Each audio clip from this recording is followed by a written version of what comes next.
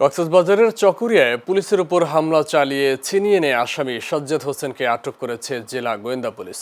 বুধবার ভোররাতে কক্সবাজার শহরের কলাতলির ওয়ার্ল্ড বিচ রিসোর্ট নামের একটি হোটেল থেকে তাকে আটক করা হয়।